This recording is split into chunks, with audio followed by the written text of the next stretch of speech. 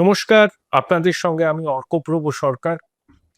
আজকে আমি এমন একজনকে আমার অতিথি হিসাবে পেয়েছি, তার আগে পরিচয়টা তার জানানো ভীষণ জরুরি। চট করে সংবাদ মাধ্যমের মুখোমুখি হন না, অন্তরালে থাকতে ভালোবাসেন এবং দেবী সরস্বতীর সাধনা করেন। যাদবপুর বিশ্ববিদ্যালয়ে থেকে স্নাতক, স্নাতকোত্তর এবং পিএইচডি মেকানিক্যাল ইঞ্জিনিয়ারিং এর কৃতী ছাত্র। বহু মেকানিক্যাল ইঞ্জিনিয়ারিং এর ছাত্রের পিএইচডি সুপারভাইজার তিনি। বর্তমানে সাহা ইনস্টিটিউট অফ নিউক্লিয়ার ফিজিক্সে প্রযুক্তিবিদ হিসাবে কর্মরত এবং রাষ্ট্রীয় স্বয়ংসেবক সংঘের পূর্ব ক্ষেত্রের সহপ্রচার প্রমুখ। আলাপ করে দিই ডক্টর জিষ্ণু বসু। নমস্কার, আজ আমার অতিথি। ধন্যবাদ। জিষ্ণুদা, দেখুন, সব থেকে যেটা অ্যালার্মিং লাগছে, অন্তত আমার কাছে, আমার দর্শকদের কাছেও, তারা জানতে চান এই যে বারবার করে বলা হচ্ছে যে জনবিন্যাসের পরিবর্তন হচ্ছে, বিশেষ করে ভারত বাংলাদেশ সীমান্ত লাগোয়া জেলাগুলিতে বিপুল সংখ্যক অনুপ্রবেশের ফলে জনবিন্যাসের পরিবর্তন হচ্ছে এবং সনাতনীরা কার্যত সেখানে সংখ্যালঘুতে পরিণত হয়েছে। এটা কি নিছক কল্পনা, নাকি এর পিছনে বাস্তব আছে? না, বাংলাদেশের সীমান্তের যে ব্লকগুলো, সেই ব্লক ডেভেলপমেন্ট ব্লকগুলো, তা সেগুলো সহজে দেখলেই বোঝা যায়। মানে ধরুন, আপনি উত্তর 24 পরগনার বাগদা থেকে শুরু করে একদম দক্ষিণ 24 পরগনার গোসাবার গদখালি পর্যন্ত যদি গাড়িতে যান, মানে টাকি ওখান থেকে হয়ে সোজা চলে যান, তাহলে দেখবেন যে ওর 11টা যে অ্যাসেম্বলি কনস্টিটিউয়েন্সি, তার মধ্যে 8টা সংরক্ষিত। তার মানে নিশ্চয়ই সেখানে তপশিলি জাতি এবং উপজাতির মানুষই ছিলেন। কিন্তু যদি ওই রাস্তা দিয়ে যান, যাওয়ার সময় কিন্তু তপশিলি জাতির হিন্দুদের প্রায় দেখবেনই না। ওই জায়গাটা, মানে যেগুলো পিএইচির জায়গা, পিডাব্লিউডির জায়গা, সেই জায়গাটা সম্পূর্ণ ভর্তি হয়ে গেছে। তারা কেউ তপশিলি জাতি বা উপজাতির হিন্দু নেই। তাই এটা আপনি সীমান্তের জায়গার কথা বললেন। আর বাস্তবের যে রূপটা, সেটা শুধু সীমান্তের নয়। মানে ধরুন, 1951 সালে যদি আদমশুমারি দেখেন, তাহলে পশ্চিমবাংলার প্রত্যেকটি জেলা, আমি আবার রিপিট করলাম, প্রত্যেকটি জেলার হিন্দুর যে জনসংখ্যার অনুপাত, সেটা কমেছে। অনেক ক্ষেত্রে অনেক কমে গেছে। যেমন আহ অনেকগুলো নদিয়া জেলা, দক্ষিণ 24 পরগনা, উত্তর 24 পরগনা, সেগুলো মানে জিওমেট্রিক যেভাবে ভাবে বলে যে প্রচুর কমে গেছে। আর অনেকগুলো জেলাতেও কমেছে, কিন্তু এরকম একটা জেলাতেও নেই যেখানে ওই 1951-কে যদি আমরা বেস ইয়ার ধরি, তাহলে আজকের পর্যন্ত হিন্দুর জনসংখ্যা কমেনি। সব জায়গাতেই হিন্দু ধীরে ধীরে কমে গেছে। আপনি 1951 সালের কথা বললেন, প্রথম আদমশুমারি। 1950 সালের এপ্রিল মাসে পাকিস্তানের তৎকালীন প্রধানমন্ত্রী লিয়াকত আলী খান ভারতবর্ষে এসেছিলেন। দিল্লির হায়দ্রাবাদ হাউসে এপ্রিল মাসে 2 থেকে 6 তারিখ পর্যন্ত পণ্ডিত নেহরুর সঙ্গে বৈঠক হয়। তারপরে ঐতিহাসিক নেহরু লিয়াকত চুক্তি। সেই চুক্তিতে স্পষ্ট করে বলা ছিল, ডক্টর বোস, যে পাকিস্তানের ধর্মীয় সংখ্যালঘুরা স্বাধীনভাবে ধর্মাচরণ করতে পারবেন, সরকারি চাকরি, জুডিশিয়ারি, সেনাবাহিনীতে তাদের প্রতিনিধিত্ব থাকবে। ভারতবর্ষ ধর্মীয় সংখ্যালঘুদের একই অধিকার সুনিশ্চিত থাকবে। এবং তারপরেও যদি পাকিস্তান থেকে ধর্মীয় সংখ্যালঘুরা ভারতে ফিরতে চান, বা ভারত থেকে ধর্মীয় সংখ্যালঘুরা পাকিস্তানে ফিরতে চান, কিভাবে ফিরতে পারেন, কত সম্পত্তি নিতে পারেন, সেসব বলা ছিল। অর্থাৎ দুটো দেশই অঙ্গীকার করেছিল যে সংখ্যালঘুদের স্বার্থকে রক্ষা করবে, সমনাগরিকের মর্যাদা দেবে। অদৃষ্টের সঙ্গে অভিসারের 79 বছর পরে আমরা কি দেখছি, ডক্টর বোস? ভারতবর্ষে ধর্মীয় সংখ্যালঘু, আমি মুসলমানদের কথা বলছি, তাদের জনসংখ্যা মোট জনসংখ্যার প্রায় 20%। পাকিস্তানে 1%। 71 সালে বাংলাদেশ তৈরি হয়, তখন সেখানে হিন্দু ছিল 23, এখন সেখানে 8%-এর বেশি। তাহলে ডক্টর বোস, আমরা নেহেরু লিয়াকত চুক্তি লেটার স্পিরিটে ফলো করেছি, ওরা করেনি। আপনার কি মনে হয় যে অনুপ্রবেশ, ডেমোগ্রাফিক চেঞ্জ, এর প্রসঙ্গে সিএ আসছে, সিএ কি আপনার মনে হচ্ছে যে এটা একটা ঐতিহাসিক আনফিনিশড এজেন্ডা অফ পার্টিশন, যেটা আমরা ফুলফিল করলাম এতদিন বাদে? সে তো বটেই। প্রথম কথা, নেহেরু লিয়াকত চুক্তি পাকিস্তান একতরফা ভাবে মানেনি, এবং তারা যে মানবে না সেটা কিন্তু শ্যামাপ্রসাদ মুখোপাধ্যায়ের মতো মানুষেরা বুঝেছিলেন। শ্যামাপ্রসাদ মুখোপাধ্যায় নেহেরুর ক্যাবিনেট থেকে পদত্যাগ করেছিলেন নেহেরু লিয়াকত চুক্তির জন্য, কারণ উনি বুঝতেন যে এইটা ভাঁওতা, এটা মিথ্যাচার, হিন্দুদেরকে ওরা বাঁচাবে না, হিন্দুদেরকে অত্যাচার করবে। এবং তার ফলও হয়েছে। হিন্দুরা প্রত্যেকটা দশকেই হিন্দুদের পলায়ন হয়েছে। পূর্ববঙ্গ থেকেই হিন্দুরা আস্তে আস্তে পলায়ন করতে করতে মায়ের সামনে মেয়েকে ধর্ষিতা হতে দেখে, মেয়ের সামনে মা ধর্ষিতা হতে দেখেছে, এত মানুষকে জীবন্ত মেরে ফেলেছে। এই দৃশ্য দেখার পরে ওখানে বুঝে গেছে যেটা এথনিক ক্লিনজিং, মানে ওদেরকে একেবারে চিরতরে ওখান থেকে বের করে দেওয়ার জন্য করছে। এবং তারপরে হিন্দুরা ওখানে অনেক কমে গেছে। আর পাকিস্তানে তো প্রায় শূন্যের মানে নেই, 1%-এরও কম। 1%-এরও কম। সিএএ ভারত সরকারের তরফ থেকে একটা প্রথম পদক্ষেপ এত বছরের মধ্যে, যে এই পূর্ববঙ্গ থেকে আসা যে হিন্দু, যাদের মধ্যে মাস্টারদা সূর্য সেনের বংশের লোক, প্রীতিলতা ওয়াদ্দেদারের বংশের লোক, তুলিন বিহারী দাসের বংশের লোক, যেখানে দেশবন্ধু চিত্তরঞ্জনের বাড়ির মানুষ, এই যে স্বাধীনতা যারা দিলেন, সেই মানুষগুলোর সঙ্গে যে নির্মম আচরণ হয়েছে, কোনো সরকার সে ব্যাপারে কোনো সদর্থক ভূমিকা নেয়নি। আর এই যে সিএ হয়েছে, এটাও নতুন কিছু নয়। সারা পৃথিবীতে ধরুন রাষ্ট্রসংঘের যেই সংস্থা এটা দেখেন, UNHCR, United Nations High Commission for Refugees, তারা কিন্তু রিফিউজি সংজ্ঞাই দিয়েছে যে যারা ধর্মীয় কারণে, ভাষাগত কারণে, এরকম কারণে কোনো জায়গায় অত্যাচারিত হচ্ছে, তারাই আরেকটা দেশের রিফিউজি। তাই এখানে বাঙালি হিন্দুরা রিফিউজি, যারা যারা কা কা ছি ছি করেছেন, তাদের উত্তর প্রজন্ম তাদের এই ঘৃণ্য কাজের জন্য মনে রাখবেন। তারা লজ্জিত হবেন যে আমার বাবা, আমার মা, বা আমার দাদু, আমার ঠাকুরদা এই অপরাধ করেছিলেন। যে বাঙালি হিন্দুদের নাগরিক করার যে প্রয়াস কেন্দ্রীয় সরকার করেছিল, এখানকার মানুষ তাদেরকে বিভ্রান্ত করেছেন, যারা আমরা অন্য কোথাও যাব না ইত্যাদি প্রভৃতি নাটক করে কেউ কিছু একটা, যাদের যাদের জন্য করেছেন তাদের কাছ থেকে কোনো পুরস্কার পেয়েছেন, কিছু অর্থ পেয়েছেন বা কিছু পেয়েছেন, কেউ এন্টোকাটা কমিটির চেয়ারম্যান হচ্ছেন। একদম তাদের এই রাজনৈতিক শক্তির এঁটোকাটা খাওয়ার জন্যই তারা এই আচরণ করেছেন। তাদের বংশধরেরা লজ্জিত হবেন, তাদের পূর্বপুরুষেরা বাঙালি হিন্দু উদ্বাস্তুদের প্রকৃত নাগরিক অধিকারের জন্য যে সিএএ কেন্দ্রীয় সরকার করেছে, এখনো চলছে, তার বিরুদ্ধে কথা বলার জন্য। এটা লজ্জার বিষয়। ডক্টর বোস, আমার মনে হয়, আমি ব্যক্তিগতভাবে বিশ্বাস করি, নিজ ধর্মে স্থিতি, সনাতন ধর্মে প্রীতি, পরধর্মে সম্প্রীতি। আমি নিজেকে একজন, এটার মধ্যে আমার কোনো রাগ ঢাক নেই, আমি গর্বিত হিন্দু বলে নিজেকে বলতে কোনো রকম কুণ্ঠা হয় না, দ্বিধা হয় না।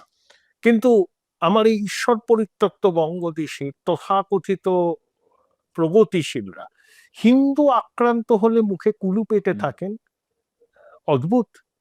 আর হিন্দু স্বার্থ রক্ষায় কিছু বললে পরেই আপনি সাম্প্রদায়িক। কিভাবে দেখেন এই ডাইকোটমিকে?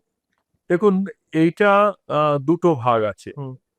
একটা হচ্ছে তারা প্রকৃত অর্থে প্রগতিশীল নয়, এটা তাদের ভেদ। কারণ মানবাধিকারের বিষয়ে যদি দেখেন, বাংলাদেশে মানবাধিকার যেভাবে লঙ্ঘিত হয়েছে, মানে 2001-2 সালে 4 দলের সরকার আসার পরে, তার আগে ক্রমান্বয়ে মানবাধিকার যেভাবে লঙ্ঘিত হয়েছে, কেবলমাত্র মানবাধিকার লঙ্ঘনের জন্যই ওখানকার হিন্দুদের উপরে যে অত্যাচার হয়েছে সে বিষয়ে বলার প্রয়োজন। কিন্তু তারা গাজা ভূখণ্ডের জন্য বলেছেন, নিকারাগুয়ার জন্য রাস্তা বন্ধ করে দিয়েছেন, কিউবায় চাল পাঠিয়েছেন। কিউবায় চাল পাঠিয়েছেন, কিন্তু বাংলাদেশে যে মা তার 14 বছরের মেয়েটিকে সারা রাত ধরে 14-15 জন ধর্ষণ করেছে, তার মা আত্মচিৎকার করে বাংলা ভাষায় বলেছেন, বাবা তোমরা আস্তে আস্তে এসো। সেই মায়ের পাশে মানবিক কারণে এই সব তথাকথিত বামপন্থী শিল্পী, সাহিত্যিক, বুদ্ধিজীবী বা নেতারা একটি কথাও বলেন। এইটা একটা সমাজের পচন। আমি সত্যি কথা বলবো না যে বাংলা ভাষায় তো এই মা চিৎকার করেছেন, আমি একজন বাঙালি, আমার মানবিকতায় লাগে না, আমার হৃদয়ে কাঁপে না। তো এইটা দুর্ভাগ্যজনক। হরগোবিন্দ দাস চন্দন দাসের মৃত্যু হলো, কোপানো হলো, তাও বাঙালির বিবেক জাগলো না। হরগোবিন্দ দাস, চন্দন দাস এবং যেভাবে লাগাতার এই অত্যাচার হচ্ছে, তাতে পরিষ্কার বোঝা যাচ্ছে যে জেহাদি মৌলবাদ আমাদের ঘাড়ের কাছে নিঃশ্বাস ফেলছে। যে ঘটনা আমরা পূর্ববঙ্গে দেখতাম, বাংলাদেশে দেখতাম, তা পশ্চিমবঙ্গে ঘটা শুরু হয়ে গেছে। এতে এই যে তিন শক্তি, যে একটা নীতিহীন রাজনৈতিক দল, তার সঙ্গে জেহাদি মৌলবাদ, আর একটু আগে যে কথা বললেন যে কালচারাল মার্কসিজম, মানে এই পত্র পত্রিকা, সোশ্যাল মিডিয়া, এগুলোর মধ্যে বেশিরভাগ ক্ষেত্রেই কালচারাল মার্কসিজমের প্রভাবটাই বেশি। এই তিনটে শক্তি, এরাই কিন্তু এই no vote to BJP, no vote for BJP এই সবগুলো করেছেন। তার কারণ হচ্ছে এরা চায় যে এরকম একটা দল গণতান্ত্রিক ব্যবস্থায় থাকুক যাদের কোনো নীতি থাকবে না, যাদের কোনো আদর্শ থাকবে না। আরজি করের ঘটনা তাদের হৃদয়কে কাঁপাবে না। তারা রেশন চুরি, চাকরি চুরি, তাদের কোনোটাই তাদের কিছু যাবে আসবে না, কারণ তাদের একমাত্র একমাত্র লক্ষ্য হলো অর্থ, এক জায়গায় জড়ো করা আর ক্ষমতায় টিকে থাকা। এবং রাষ্ট্রবাদী শক্তিকে প্রতিহত করা। হ্যাঁ, যাদের আদর্শবাদ নিয়ে কাজ করেন তাদেরকে প্রতিহত করা। প্রণব চ্যাটার্জি খুব অবাক লাগছে। তবে এটা খুব ভালো সাইন। ভারতবর্ষের বিধানসভা বা লোকসভা নির্বাচনের স্ট্যাটিস্টিক্স যদি দেখেন, একমাত্র গুজরাটে 100 জনের মধ্যে 61 জন হিন্দু বিজেপিকে ভোট দেয়। তারপরে কিন্তু পশ্চিমবঙ্গ 100 জনের মধ্যে 56 জন। তাহলে এখানে 100 জনের মধ্যে 70 জন হিন্দু একজোট হয়ে নিজেদের অস্তিত্ব রক্ষার স্বার্থে, ধর্ম রক্ষার স্বার্থে একজোট হতে পারবে সামনের দিনে? কি বুঝছেন? সত্যি বলতে কি, এটা ওরা বলে খেলা, এটা ছেলে খেলা নয়। এটা আসলে আমাদের বাঁচা আর মরার লড়াই। আমরা বাঁচবো, বাঙালি হিসেবে আমরা বেঁচে থাকতে পারবো কিনা, সেটার লড়াই। এটা আমাদের কাছে ছেলে খেলা নয়। তার জন্য এই বাঙালি হিন্দুর অস্তিত্বই থাকবে না। আরো ভালো করে বললে বাঙালির অস্তিত্বই থাকবে না। আপনি যদি বাংলাদেশে দেখেন বিগত 2 বছরে, তাহলে রবীন্দ্রনাথ ঠাকুরের সেই শাহজাদপুরে কাছারি বাড়ি ভেঙে দেওয়া হয়েছে। কেন ভেঙে দেওয়া হয়েছে? রবীন্দ্রনাথ ঠাকুরের বলে। ইন্দিরা গান্ধী কালচারাল সেন্টারকে পুড়িয়ে দেওয়া হয়েছে। তাই বাঙালি হিন্দু না থাকলে পশ্চিমবাংলায় বাঙালিও থাকবে না। এই যারা বাংলার দোকান খুলেছে না, যে মানুষকে ঠকানোর জন্য বাংলা বাঙালির কথা বলেন, তার মধ্যে কিছু শিক্ষিত মানুষও আছেন, তাদের একমাত্র উদ্দেশ্য হচ্ছে বাংলাকে ভারতবর্ষ থেকে বিচ্ছিন্ন করা। তাই মানুষ, বাংলার মানুষ, তারা বুঝেছেন যে তাদেরকে বাঙালি হিসেবে টিকে থাকতে গেলে আজকে ঐক্যবদ্ধ হতে হবে, তাদের মতামতকে পরিষ্কার করে বলতে হবে। কিন্তু সেই ঐক্যবদ্ধ হতে পারবে বাঙালি হিন্দুরা? অবশ্যই পারবেন। বাঙালি হিন্দু যদি নিশ্চিহ্ন হয়ে যেতে হয়, তাহলে বিবেকানন্দ আমাদের মধ্যে আসতেন না, রবীন্দ্রনাথ আসতেন না, তাহলে ঋষি অরবিন্দ আসতেন না, ঋষি বঙ্কিমচন্দ্র বন্দে মাতরম লিখতেন না। ভারতবর্ষকে নবজাগরণের পাঠ দিয়েছিল বাঙালি। সেটা কি আফগানিস্তানের মতো একটা মৌলবাদী জায়গা হয়ে যাওয়ার জন্যে? তাই আমি নিশ্চিত যে বাঙালি হিন্দু আবার ঐক্যবদ্ধ হবে এবং বাঙালি হিন্দু নিজেকে নিশ্চিহ্ন হতে দেবে না। বাঙালি হিন্দু বা হিন্দু ওভারঅল 100 জনের মধ্যে 85 জন ঐক্যবদ্ধ হয়েছিল মালদা উত্তরে, আর নন্দীগ্রামে 100 জনের মধ্যে 70 জন। এই ট্রেন্ড এখন পশ্চিমবঙ্গ জুড়ে কি আমরা দেখতে পাবো? কারণ পশ্চিমবঙ্গ হচ্ছে বাঙালি হিন্দুর হোমল্যান্ড। 20শে জুন 1947 পশ্চিমবঙ্গের জন্মদিন, যেটা অনেকে মানে না। ঠিক। আপনি কি ভোটের কথা বলছেন? শুধু ভোটের কথা বলেন, আমি খুব ভালো। আমি ওভারঅল বলছি, ভোট তো একটা চলমান প্রক্রিয়া। আমি আবারও বললাম, এটা আমাদের কাছে খেলা নয়, এটা আমাদের কাছে বাঁচা আর মরার লড়াই। হুম। ধরুন, আজকে আমি একটা কোনো রাজনৈতিক দলের পক্ষ নিয়ে আমি আমার অস্তিত্বকে বিপন্ন করে তুললাম। আজকে পূর্ববঙ্গে কেউ কমিউনিস্ট ছিল, কেউ অন্য কোনো দলের সমর্থক ছিল, কেউ হিন্দু মহাসভার লোক ছিল, কেউ কংগ্রেসের সমর্থক ছিল, কিন্তু নোয়াখালীতে আজকে একজনও হিন্দু আছে কি?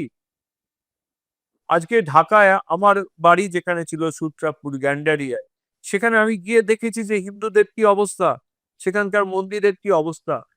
তাই জাতির সামনে এক একটা সময় এরকম আসে যে দল মত নির্বিশেষে নিজের জাতিকে, আমি বাঙালি হিন্দু, আমার অস্তিত্বের জন্য মন ঠিক করতে হয়, ঐক্যবদ্ধ হতে হয়।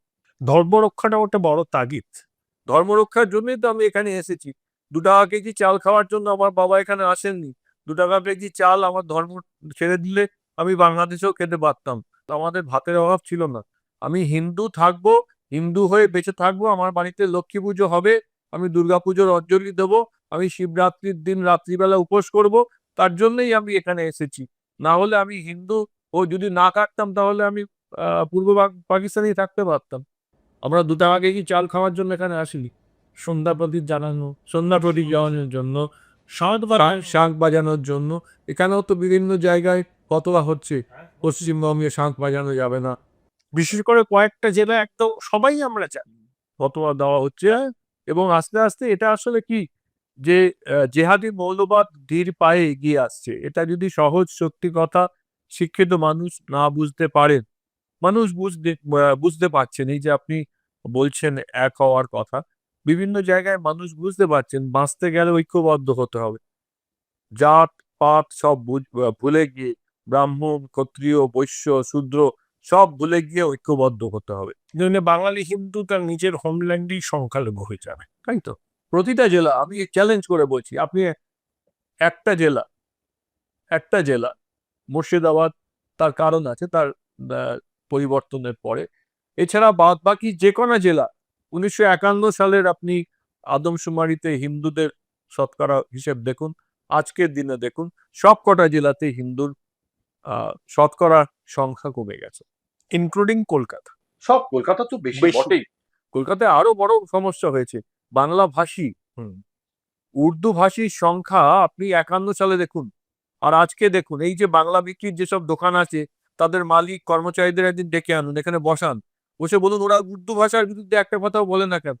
এই যে রাজেশ তাপস নিজের প্রাণ দিল, ওরাই তো ভাষা শহীদ। ওরা, হ্যাঁ, ভাষার জন্য ওরা বলিদান হলো, যে বাংলা ভাষার জন্য, যে বাংলা শিক্ষক যাই, ওইখান থেকে যদি আপনি 5 কিলোমিটারের একটা বৃত্ত টানেন, একজনও আপনি উর্দু ভাষী পাবেন না। অদ্ভুত বিষয় যে ওই জায়গার মধ্যে উর্দু ভাষী নেই, সেখানে উর্দুর একজন শিক্ষক দেওয়া হলো, বাংলার শিক্ষক দেওয়া হলো না।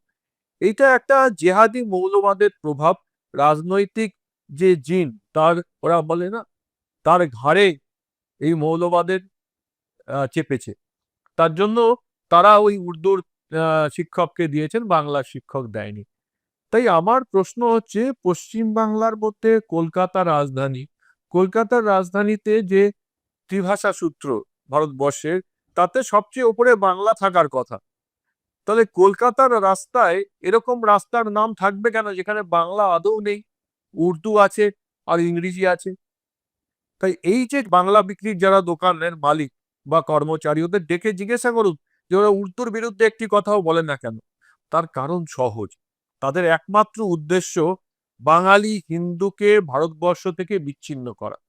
আমি যদি প্রাদেশিকতা এখানে তৈরি করি, তাহলে সারা ভারতবর্ষের মানুষ, আমি ধরুন পাঞ্জাবে যখন খালিস্তানি আন্দোলন হয়েছিল, কিংবা বিভিন্ন জায়গায় দক্ষিণ ভারতে যখন প্রাদেশিকতা ছড়িয়েছে, আমি কি তার সমর্থন করেছি? মুম্বাইয়ে যখন প্রাদেশিকতা ছড়িয়েছে আমি সমর্থন করেছি। তাই আমাকে বাংলার মধ্যেও যে এরা প্রাদেশিকতা ছড়াচ্ছেন, তো এরা তো ইচ্ছে করে জেনে বুঝে প্রাদেশিকতা, একেবারে নিপাট প্রাদেশিকতা ছড়াচ্ছেন। তাই এই প্রাদেশিকতা ছড়ালে কি হবে, বাংলাভাষী হিন্দু ভারতবর্ষ থেকে বিচ্ছিন্ন হয়ে যাবে। তাই বাংলাদেশে যেমন শৃগালে শকুনে আমাদেরকে মাংস খুবলে খেতে পারছে, তেমন পশ্চিম বাংলাতেও বাংলাভাষী হিন্দুকে এই হায়নার দল ছিঁড়ে খাবে। এটাই এই বাংলা বিক্রির দোকানগুলোর একমাত্র উদ্দেশ্য। এবং যা কাণ্ড কারখানা চলছে ওটার বয়স, মাননীয় রাষ্ট্রপতি এলেন, তার একটা প্রোটোকল আছে, তাকে একদম এটা আমার ব্যক্তিগত ধারণা, পরিকল্পিতভাবে অসম্মান করা হয়েছে, পরিকল্পিত অসম্মান। মানে কেউ কেউ ভাবছেন বোধহয় তাকে কেন শ্রীমতী ভয়ঙ্করী বলুন, বঙ্গেশ্বরী বলুন, তিনি একটা স্বাধীন বঙ্গদেশের অধীশ্বরী, তিনি সংবিধান রচনা করবেন, তিনি আইন, তার কথা অমান্য করলে পরে খুব মুশকিল আছে। কারণ ভারতীয় এটাই তো হচ্ছে। গণতন্ত্রের সর্বোচ্চ পদ রাষ্ট্রপতি। হুম। রাষ্ট্রপতিকে অপমান করা মানে আমি একজন ভারতীয় নাগরিক, আমিও অপমানিত হয়েছি। অন্য কোনো দেশ হলে এই রাষ্ট্রপতির অপমান হলে প্রত্যেকটা নাগরিকের অপমান। কেন ওনাকে অপমান করেছেন? যে উনি তপশিলি উপজাতির মানুষ বলে, যে ব্রাহ্মণ সে গিয়ে তপশিলি উপজাতি কাউকে করতে পারবেন না। দেখুন, এই অন্যায় পশ্চিমবাংলার মানুষও আর সহ্য করবে না। নিশ্চিতভাবে জেনে রাখুন, ভারতবর্ষের যে গণতান্ত্রিক ব্যবস্থা সেটার প্রতি পশ্চিমবঙ্গের মানুষেরও একই রকম ভাবে ভালোবাসা আছে। আপনি ভারতবর্ষের রাষ্ট্রপ্রধানকে অপমান করতে পারেন না। ভারতীয় গণতন্ত্রকে আপনি অপমান করেছেন। আর এই অপমান করার উদ্দেশ্য যদি এটা হয় যে উনি তপশিলি উপজাতিভুক্ত একজন মানুষ, গরিব মানুষ, তাকে আপনি ব্রাহ্মণ হয়ে, উঁচু জাতের মানুষ হয়ে আপনি অপমান করতে পারবেন, তাহলে জেনে রাখুন আপনি মূর্খের স্বর্গে বাস করছেন। ভারতবর্ষের গণতন্ত্র অনেক পরিণত হয়েছে। সেখানে একজন তপশিলি উপজাতি মানুষ, তার রাষ্ট্রপ্রধান হওয়ার অধিকার আছে। তিনি রাষ্ট্রপ্রধান, তিনি ভারতবর্ষের প্রত্যেক নাগরিকের, তার অসম্মান করা মানে প্রত্যেক নাগরিককে অসম্মান করা। আপনি ভারতবর্ষের প্রত্যেক নাগরিককে অসম্মান করেছেন, পরিকল্পিত অসম্মান। পরিকল্পিতভাবে করেছেন। সেই কারণ যাই হোক, আপনি একজন তপশিলি উপজাতির মানুষকে মনে করেন না যে তাকে সম্মান দেওয়া দরকার। এটা আপনার ভুল। আপনি তপশিলি উপজাতির ওই মানুষটিকে করেননি, আপনি ভারতীয় গণতন্ত্র তপশিলি উপজাতির ওই মানুষটিকে রাষ্ট্রপ্রধান হিসেবে তাকে ওই জায়গাতে বসিয়েছে।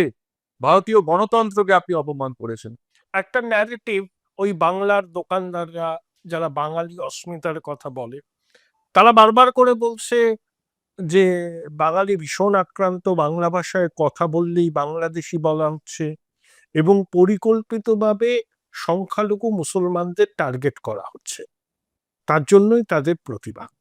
কিভাবে এর জবাবটা দেবেন? দেখুন, ঝাড়খণ্ডে যে ঘটনা ঘটলো, যে কোনো মানুষের মৃত্যু খুব দুঃখজনক, খুব দুঃখজনক। এর মধ্যে কোনো সন্দেহ নেই। মুসলমান সম্প্রদায়, হিন্দু সম্প্রদায়, খ্রিস্টান সম্প্রদায়, যারই হোক না কেন, মৃত্যু দুঃখজনক। তো এটা হওয়ার পরে ঝাড়খণ্ডে তো বিজেপির শাসন নেই। তো এখানে এই বাংলা বিক্রির দোকান, তারপরে যারা ওখানে গেছিলেন ওই বাড়িতে কংগ্রেসের তিনি রাজনীতিবিদ, তারা সকলে মিলে ঝাড়খণ্ডে যাননি কেন? ঝাড়খণ্ড পুলিশের কাছে। এরা এই তঞ্চকতার একটা উদাহরণ দেখুন। এই বাংলা বিক্রির দোকানদার, মালিক, তাদের কর্মচারী, এই কংগ্রেসের রাজনৈতিক নেতাকে নিয়ে ইকোসিস্টেম। ঝাড়খণ্ডে যাওয়া উচিত ছিল। ঝাড়খণ্ডের পুলিশের কাছে জানতে যাওয়া উচিত ছিল যে কিভাবে হয়েছে। ঝাড়খণ্ডের পুলিশ বলেছেন পোস্টমর্টমের পরে যে না, ওটাকে হত্যা করা হয়নি। ঝাড়খণ্ডের পুলিশ বলেছেন, সেখানে বিজেপির কিছু নেই। তাই এই যে অন্যায়, এটার মূল উদ্দেশ্য হচ্ছে প্রাদেশিকতা ছড়ানো, নিপাট প্রাদেশিকতা ছড়ানো। যে প্রাদেশিকতা ছড়লে আস্তে আস্তে বাংলা, যেমন অন্যান্য রাজ্যে হয়েছিল, অসমে হয়েছিল, পাঞ্জাবে হয়েছিল, দক্ষিণ ভারতে হয়েছিল, বাংলায় নিপাট প্রাদেশিকতা ছড়ানো হচ্ছে, যাতে বাঙালি হিন্দু ভারতবর্ষের অন্য কোথাও থেকে সাহায্য না পায়, অসহায় হয়ে যায় বাংলাদেশের হিন্দুদের মতো। এটাই একমাত্র উদ্দেশ্য। আপনি দেখবেন এই যারা এই বাংলা বিক্রির দোকানের লোকজন, তাদেরকে জেহাদি মৌলবাদীরা মাঝে মাঝেই ডাকে। তাদের সঙ্গে জেহাদি মৌলবাদের কোনো গন্ডগোল নেই। তাদের সঙ্গে এই উর্দুর যে রমরমা, ধীরে ধীরে বাংলা মুছে যাচ্ছে কলকাতা থেকে। কলকাতার বহু জায়গায়, আমি যেটা বলছি যে ত্রিভাষা সূত্র হিসেবে সবচেয়ে উপরে বাংলা থাকার কথা, সেখানে বাংলা নেই। এরা কিন্তু, আপনি দেখুন, আমি চ্যালেঞ্জ করে বলছি, একটি বারের জন্য একবারও বলেননি যে কেবলমাত্র উর্দু এবং ইংরেজি থাকবে না, সেখানে বাংলা থাকতে হবে। আপনি দেখবেন একবারও বলেননি। কারণ এদের উদ্দেশ্য বাংলা নয়, এদের উদ্দেশ্য হচ্ছে জেহাদি মৌলবাদের সাহায্য নিয়ে বাংলাকে, পশ্চিমবঙ্গকে ভারত থেকে বিচ্ছিন্ন করা। বাংলা একজন আয়াতোল্লাহ আছেন, একজন আয়াতোল্লাহ তো নিহত হয়েছেন, তার পুত্র বসেছেন ক্ষমতায়। বাংলার আয়াতোল্লাহ কি বলেছেন? এমন একটা দিন আসবে যেখানে 50% মানুষ উর্দুতে কথা বলবে। আপনার নিশ্চয়ই মনে আছে বাংলার সেই আয়াতোল্লাহর কথা। কিভাবে দেখেন? কেউ কোনো প্রতিবাদ করলো না, খুব যেন স্বাভাবিক। তার দুটো কারণ। একটা তো যে তথাকথিত বুদ্ধিজীবী, শিল্পী, সাহিত্যিক, আমাদের দুর্ভাগ্য যে সাহসী মানুষ কমে আসছে রাজনৈতিক দলের এঁটো কাটা খাওয়ার জন্যে। এটা খুব দুর্ভাগ্যজনক। শিল্পী কবিকে বলে ত্রিকালদর্শী, একজন শিল্পী সাহিত্যিকের কলম এরকম হওয়া উচিত। তাই তারা প্রতিবাদ করলেন না, এটা বাংলাভাষী হিসেবে আমার নিজের খুব লজ্জা হয়েছে। এবং অনেক ক্ষেত্রেই উর্দুর প্রভাব এবং উর্দু আমাদেরকে গিলে খাচ্ছে। বাংলাদেশের যে ভাষা আন্দোলন সেটা তো উর্দুর বিরুদ্ধেই, যে আমাদের ওপরে উর্দু চাপিয়ে দেওয়া যাবে না, আর তো কিছু ছিল না। ভাষা আন্দোলনের মূল উদ্দেশ্যই এটা ছিল। তাই আমাদের এখানেও উর্দু ধীরে ধীরে চাপিয়ে দেওয়া হচ্ছে এবং অনেক ক্ষেত্রে জেহাদি মৌলবাদ একে সমর্থন করছে। আমাদের দুর্ভাগ্য যে বাংলায় যারা লেখেন, বাংলায় যাদের লেখা আমরা পড়ি এবং রাজনৈতিক যারা, তাদের মূল উদ্দেশ্য হচ্ছে ক্ষমতায় টিকে থাকা। যদি কারোর কোনো রাজনৈতিক আদর্শ না থাকে সে ক্ষমতায় টিকে থাকার জন্য করছে। কিন্তু বুদ্ধিজীবী যারা বাঙালি বুদ্ধিজীবী, তাদের অবশ্যই প্রতিবাদ করা উচিত ছিল যখন ওরা বলছে। বুদ্ধিজীবী নয় ডক্টর বোস, ওরা তৃণজীবী। দুর্ভাগ্যজনক, দুর্ভাগ্যজনক এটা। দেখুন, আমাদের দেশে এর জন্যই পণ্ডিতদের সম্মান করে যে তারা কি গরিব কি জামা কাপড় পরে তার উপরে নির্ভর করে না। বাংলার রামনাথ, বুনো রামনাথ, তার স্ত্রী কৃষ্ণনগরের ঘাটে স্নান করে আসছিলেন, রাজমহিষীর গায়ে জল লেগেছিল, তিনি বলেছিলেন যে গালাগালি দিয়েছিলেন। তখন ওই বুনো রামনাথের স্ত্রী হাতে একটা শুধু লাল সুতো আছে, আর কিছু নেই। ওই লাল সুতো দেখিয়ে বলেছিলেন যে এই লাল সুতোটা যতদিন আছে কৃষ্ণনগরের নাম ততদিন আছে। মানে বুড়ো রামনাথ যতদিন বেঁচে আছেন ততদিন কৃষ্ণনগরের নাম আছে। আমাদের গায়ে এই রক্ত বইছে। আমাদের দুর্ভাগ্য যে আজকে বুড়ো বুনো রামনাথের মতো বা তার স্ত্রীর মতো পুরুষ বা মহিলা এইরকম যারা কলম চালান, তাদের মতো মানুষ সামনে আসছেন না, বা যাদেরকে আমরা রোল মডেল বলে নিয়ে আসছি তারা আদপে সেই সম্মানের যোগ্যই নন। আপনি কৃষ্ণনগরের কথা বললেন, কৃষ্ণনগরের একজন কৃষ্ণ নাগরিক ছিলেন প্রথিতযশা বাংলার অধ্যাপক, অসাধারণ বাংলা লিখতেন, সুধীর চক্রবর্তী। হুম। ওনার মতো গভীর নির্জন পথে হ্যাঁ, বাংলার বাউল ফকির। হ্যাঁ, তাই আমার হঠাৎ করে মনে পড়লো সুধীর বাবুর কথা। আসলে ডক্টর বোস, আমার যেটা মনে হয় জানেন তো, যারা শিক্ষার মেরুদণ্ডটা ভেঙে দেয়, মাছের বাজারে মাছ কিনবেন, ট্যাংরা কত, পার্শে কত, ইলিশ কত দরাদরি করবেন, এই চৌর্যবৃত্তির জমানায় শিক্ষকের চাকরি পেতে গেলে আপনাকে 8 লাখ দেবো না 10 লাখ দেবো দরাদরি করতে হবে। এদের কাছে শিক্ষারও কোনো মানে নেই, শিল্পেরও কোনো মান নেই, সংস্কৃতির কোনো মান নেই। একটা ফিলোসফি নিয়ে এরা চলে, ডক্টর বোস আপনি সহমত হবেন কিনা যাই না, এলোমেলো করে দেমান লুটে পুটে খাই। তাই তো, তাই অ্যাকচুয়ালি এতে অর্থনৈতিক ভাবে ধরুন এত কিছুর পরেও দেশ যখন ভাগ হয় তখন বাংলা কিন্তু খুব সমৃদ্ধ একটা রাজ্য ছিল। এখানে ইন্ডাস্ট্রিয়ালি ডেভেলপ ছিল। এখানে আর্টিসান ক্লাস্টার এখনো কিন্তু 6400 যে মানে কারুশিল্পের আর্টিসান ক্লাস্টার, তার মধ্যে সবচেয়ে বেশি পশ্চিমবঙ্গে আছে 17.6%। এখানেই এই যে engineering, rural industrial cluster, engineering cluster, সেগুলো পশ্চিমবাংলায়। হাওড়াকে বলা হতো প্রাচ্যের। হ্যাঁ, তা এই অবস্থা থেকে আজকে আহ, ধীরে ধীরে আমরা একেবারে তলানিতে দেখছি। কোনো শিল্প এখানে আসছে না। এই যারা শিল্পটা, টাকাকে তাড়ায় তারা তাদের এখানে শিল্প আসবে। এবং সবচেয়ে দুঃখের বিষয় যে সিঙ্গুরে কৃষিও হয়নি, শিল্পও হয়নি। এর সামগ্রিক দায়িত্ব তো নিতে হবে কাউকে, কাউকে তো বলতে হবে এর জন্য দায়ী কে, যে এই 15 বছরের মধ্যে ওখানে কৃষি হয়নি, শিল্প হয়নি, দুটোই নষ্ট করেছো। তার জন্য দায়িত্ব তো কাউকে নিতে হবে। তা সেই দায়িত্ব নেওয়ার মতো সাহস, বা বলা যে হ্যাঁ আমার ভুল হয়েছিল, এখন থেকে আবার ঠিক করব, তা সেই বোধটা এক্ষুনি আপনি যেটা বললেন, এই নীতি বোধটুকুও নেই। আসলে কি সমস্যা ডক্টর বোস, আমার মনে হয় যে শ্রীমতী ভয়ঙ্করী মনে করেন তিনি যদি আদালতে দাঁড়িয়ে সওয়াল করতেন, প্রয়াত মানুদা সসম্ভ্রমে বলতেন অসাধারণ। তিনি যদি ডাক্তার করতেন তাহলে বিধানবাবু তারিফ করতেন, তিনি যদি কবিতা লিখতেন সুভাষ মুখোপাধ্যায় বলতেন বাহ অসাধারণ, আর তিনি যদি গান গাইতেন গীতশ্রী সন্ধ্যা মুখোপাধ্যায় তো বলেইছিলেন তুমি একটু গান গাও না কেন। এই যে সর্বজ্ঞ মেগালোম্যানিয়ায় আক্রান্ত শ্রীমতী ভয়ঙ্করীর রাজত্বে এর থেকে বেশি কিছু প্রত্যাশা করে না? না, সবচেয়ে ভয়ানক যেটা, বাকিগুলো তো দেখুন মানুষের ব্যক্তি মানুষের কোনো বিষয়ে তিনি যেমন কি বলেন সেটা আমার খুব আগ্রহ নেই, কিন্তু একটা জিনিস আমাকে প্রচন্ড ভাবাচ্ছে। উনি বলছেন যে যদি আমরা চলে যাই তাহলে একটা কি বলেছেন, ওরা যদি একজোট হয় সামলাতে পারবেন তো? হ্যাঁ, বিধানসভাতেও বলেছিলেন 9 বার এইটা আমি প্রকাশ্যে কিন্তু বলতে পারেন।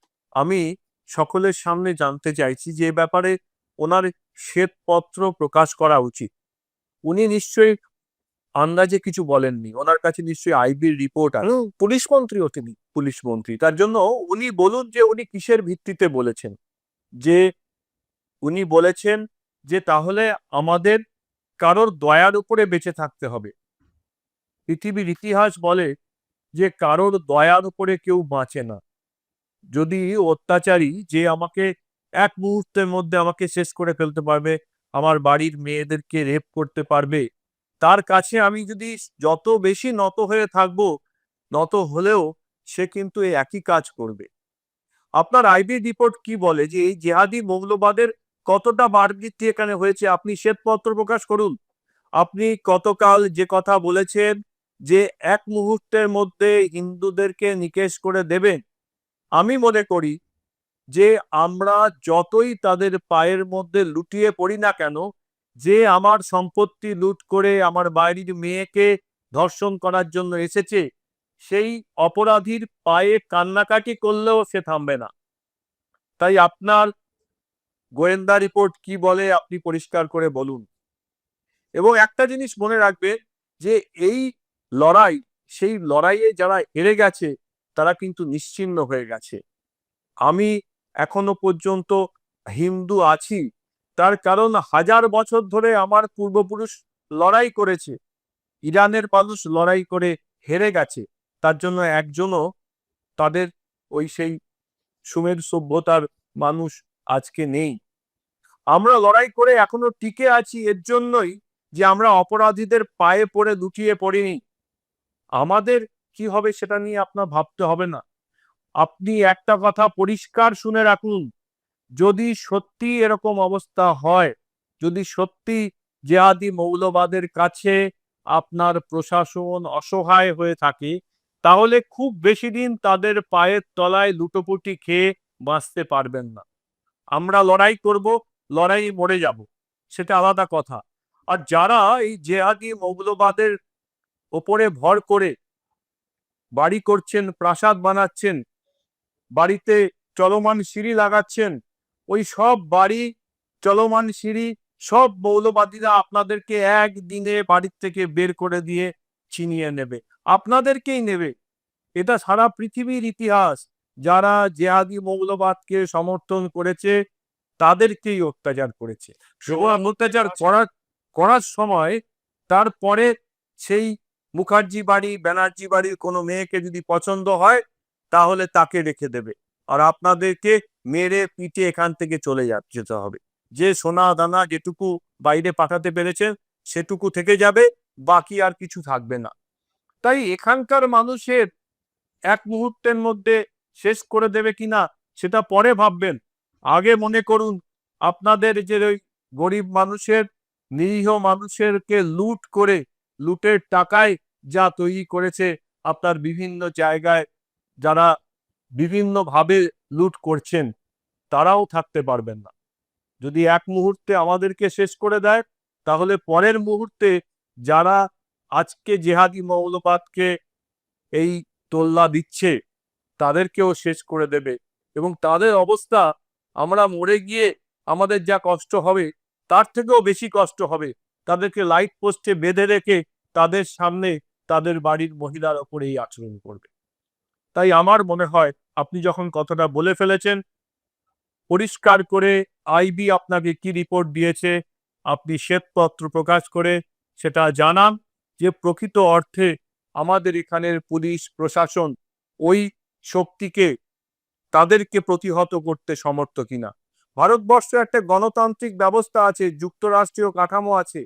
যদি মনে করেন যে পুলিশ প্রশাসন ব্যর্থ, তাহলে সেনাবাহিনী আছে।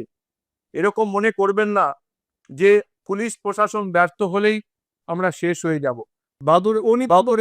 বাদুরিয়ার কথা মনে নেই? হ্যাঁ, বাদুরিয়ার ভুয়াদের রাতে কলকাতায় সেনা নেমেছিল তসলিমার ঘটনায়। বাদুরিয়ার কথায় যেমন হয়েছিল, তাই যুক্তরাষ্ট্রীয় কাঠামোতে প্রত্যেকটা জিনিসেরই একটা উপায় আছে। জেহাদি মৌলবাদ কিংবা অত্যাচারী কাউকে যতই আপনি পায়ে পড়ুন না কেন, যে মনে করেছে আপনার বাড়ি লুট করবে, যে মনে করেছে আপনার বাড়ির মেয়েকে ধর্ষণ করবে, তার পায়ে গড়িয়ে পড়লেও কিছু হবে না। বাংলাদেশ আমাদেরকে চোখে আঙ্গুল দিয়ে শিখিয়েছে।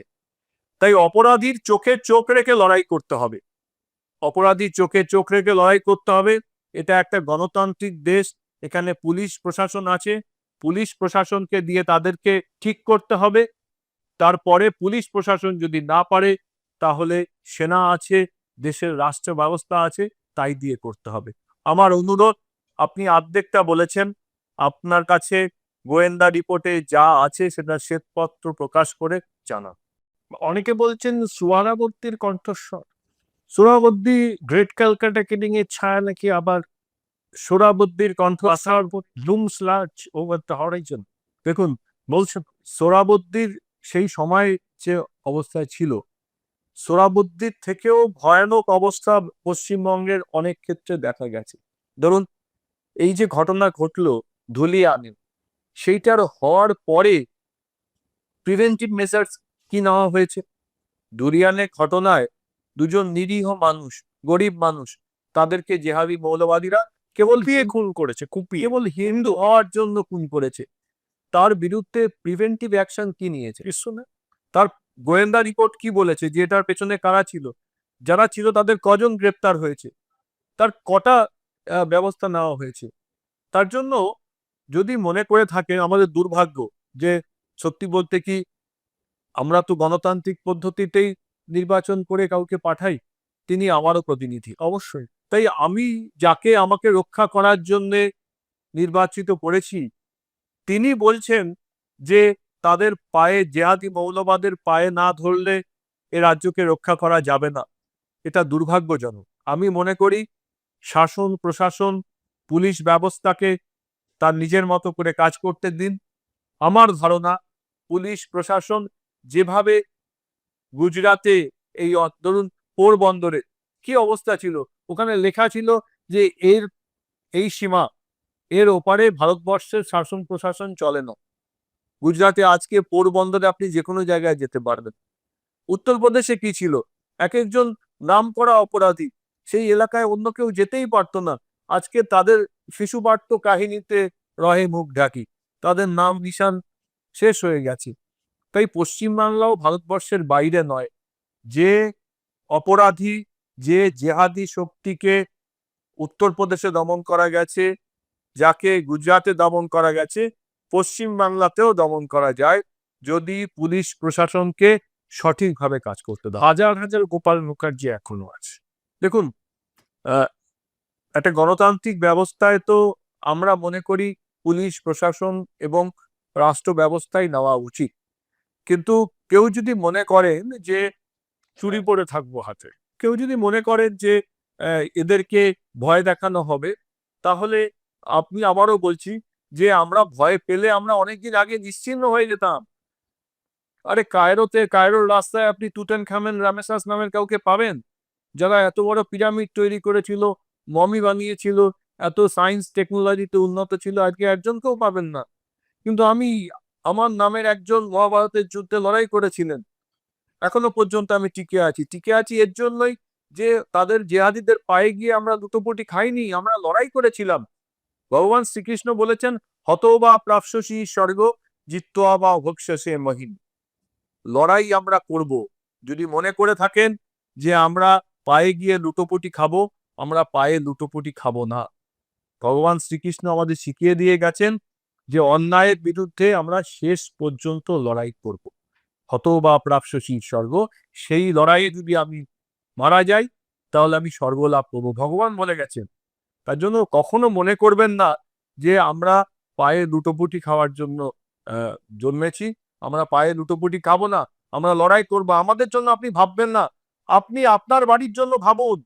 আপনার ওই প্রাসাদও থাকবে না যদি জেহাদি মৌলবাদীরা আর কদিন পরে যদি এটা বোঝে যে আপনি তাদের পায়ে লুটোপুটি খাচ্ছেন, তাহলে আপনার প্রাসাদের থেকে আপনার বাড়ির লোকেদেরকে ঘাট ধরে বের করে দেবে। আপনার ওই বড় প্রাসাদ, ওরা জলমা তহরি, এই সব কিছু জেহাদি মৌলবাদীদের হাতে আসবে। সেটাই ভাবুন, আমরা মরবো, আমাদের জন্য ভাবতে হবে না। আর উনি তো এখন সেনাবাহিনীকেও ছাড়ছেন না, বলছেন ফোর্ট উইলিয়ামে বসে সেনাবাহিনী এটি বিশেষ রাজনৈতিক দলের তল্পিবাহকের কাজ করছে। আর কোথায় আমরা যাব ডক্টর বোস? ভারতের সেনাবাহিনী সবকিছুর ঊর্ধ্বে, তাদের দেখুন, ক্যারেক্টার এইটা- সেকুলার, তারা রাজনীতির বৃত্তের বাইরে। এইটা আসলে যে যারা ওনাদেরকে সমর্থন করেছেন, অনেকে মনে করেন বারবার আমি বলি সেটাতে ঠিক কিনা। ধরুন সিঙ্গুরের ঘটনার সময় কালচারাল মার্কসিজম এদের সঙ্গে ছিল এবং তাদের কিন্তু পুরস্কার পেয়েছেন কেউ। তারা তারা তো গণতান্ত্রিক ব্যবস্থায় বিশ্বাস করেন না, কিন্তু তারা কেউ সংসদে নির্বাচিত হয়েছেন, কেউ রাজ্যসভায় গেছেন, কেউ এখানে অত্যন্ত পাওয়ারফুল কমিটির চেয়ারম্যান হয়েছেন। তাই যারা যারা কালচারাল মার্কসিজমের ধারক বাহক সিঙ্গুরকে সহযোগিতা করেছিল, আজকের এদেরকে ক্ষমতায় আসতে দিয়েছিল, তাদের সকলেই কিন্তু পুরস্কৃত হয়েছে। সিঙ্গুরের মানুষই কেবলমাত্র ক্ষতিগ্রস্ত হয়েছে, বঞ্চিত হয়ে গেছে। সেখানে কৃষিও হয়নি, শিল্পও হয়নি। তার জন্য আজকেও এই জেহাদি মৌলবাদ এবং এই রাজনৈতিক যে ধান্দাবাজ, কেবলমাত্র নীতিহীন একটা রাজনৈতিক চক্র, তার সঙ্গে কালচারাল মার্কসিজমের এরা আছেন। আপনি পত্রপত্রিকা বা এতে দেখবেন যে তারা চায় আসলে ভারতীয় গণতন্ত্র শেষ হয়ে যাক। সেনাবাহিনী, রাষ্ট্রপতি, এটা ভারতীয় গণতন্ত্রের প্রতীক। আপনি দেখেছেন এই কালচারাল মার্কসিজমের যে ইকোসিস্টেম, ভারতবর্ষের রাষ্ট্রপতিকে অপমান করা হলো, একটি লেখা একটি কিছু হয়েছে, উত্তর সম্পাদক হবে না, কারণ রাষ্ট্রপতিকে অপমান হচ্ছে। কিন্তু যে কোনো একটা দেশে যদি রাষ্ট্রপতিকে অপমান করা হয়, সেটা গণতন্ত্রকে অপমান করা। ঠিক। কালচারাল মার্কসিজম ভারতবর্ষের গণতন্ত্রের বিপক্ষে। তাই কালচারাল মার্কসিজম এই যে যূথবদ্ধভাবে বাঙালিকে শেষ করে দেওয়া, রবীন্দ্রনাথের বাংলা, বিবেকানন্দের বাংলা, তাকে শেষ করে দেওয়া, এর জন্য একই সঙ্গে লড়ছে। কারণ ক্রিটিক্যাল থিওরি বিবেকানন্দ রবীন্দ্রনাথকে খণ্ডন করতে পারে না। তার জন্য আমাদের দুর্ভাগ্য যে এই নীতিহীন একটা রাজনৈতিক শক্তি, যে এই আরজি করের মতো ঘটনার পরে, চাকরি চুরির মতো ঘটনার পরে, এই এত শিক্ষিত বেকার যুবক যুবতীর সর্বনাশ করার পরেও, লালু তো পশু খাদ্য চুরি করেছিল, এরা তো মানুষের খাদ্য চুরি করে। তাই একদম তাই, যে একটা সম্পূর্ণ নীতিহীন একটা রাজনৈতিক শক্তির কে সঙ্গ দিচ্ছে কালচারাল মার্কসিজম, একদম ওই ইকোসিস্টেম। ওই ইকোসিস্টেম। এরাই no vote to BJP campaign করেছিল 21 সালে। একদম। এখনই এরা আবার এসআইআর এর বিরোধিতা করছে। হ্যাঁ, এসআইআর এর বিরোধিতা করছে। দেখুন, যদি সামান্য গণিত, সামান্য অঙ্ক জানেন এরকম কাউকে আপনি দেন উচ্চ মাধ্যমিকে, যে গণিত নিয়ে পড়ছে, তাকে আপনি বলুন যে 2002 সালের যে ভোটার আর আজকের যে ভোটারের সংখ্যা, আমাদের তো জন্মহার মৃত্যু হারের একটা হিসেব আছে, সেই হিসেবে যারা ভোটার হচ্ছে মানে 18 বছরের উপরে, খুব কঠিন অঙ্ক নয়, সহজ, একজন উচ্চ মাধ্যমিকের ছেলেও করতে পারে বা যে গণিত জানে করতে পারে। তাই সেই হিসেবে 1.3% এই হিসেবে বাড়ে। সেটা বাড়াতে আজকের যে ভোটারের সংখ্যা হয়েছে তার 5 থেকে 6 গুণ বেশি। তো সেই লোকেরা এলো কোথা থেকে? এই কালচারাল মার্কসিস্ট যে যারা যারা তথাকথিত শিক্ষিত মানুষ, তাদের মনের মধ্যে প্রশ্ন আসে না যে এই সংখ্যাটা এলো কোথা থেকে? যে বৃদ্ধি হওয়ার কথা তার 5 গুণ 6 গুণ এক্সপোনেনশিয়াল গ্রোথ। এক্সপোনেনশিয়াল গ্রোথ, এটা এলো কোথা থেকে? তাই তারা এই বাংলাদেশি যে অনুপ্রবেশ, সেই অনুপ্রবেশ, যেমন এই আহ, আহ, আপনাদের উলুবেড়িয়ার ঘটনা, আপনি তখন তো সাংবাদিক সাংবাদিকতা করেন, যে 1998 সালে, তখন সবে এসেছি। হ্যাঁ, 98 সালে কুরলা এক্সপ্রেস বোম্বে থেকে আসছিল, বাংলাদেশি মুসলমান অনুপ্রবেশকারীদের ওখান থেকে ধরে বর্ডারে নিয়ে যাওয়ার জন্য। সেখানে ট্রেন থামিয়ে তাদেরকে নামিয়ে নেওয়া, ছিনতাই করা হলো। তো এই যাদেরকে করা হচ্ছে তার মধ্যে কিন্তু শাকিল আহমেদ ছিল, যে শাকিল আহমেদ খাগড়াগড় বিস্ফোরণের জন্য দায়ী। সে করিমপুর থেকে তার ভোটার কার্ড করেছে। আজকে এই সাজরাটি একদম, এই যে আজকের এই এসআইআর নিয়ে বলছেন না, শাকিল আহমেদ কিন্তু করিমপুর থেকেই ভোটার কার্ড করেছে। তারপরে সে স্লিপার সেল তৈরি করা শুরু করে। তারপরে শিমুলিয়া মাদ্রাসাতে গিয়ে সে কৌশলের মতো মেয়েকে ওখান থেকে জোগাড় করে।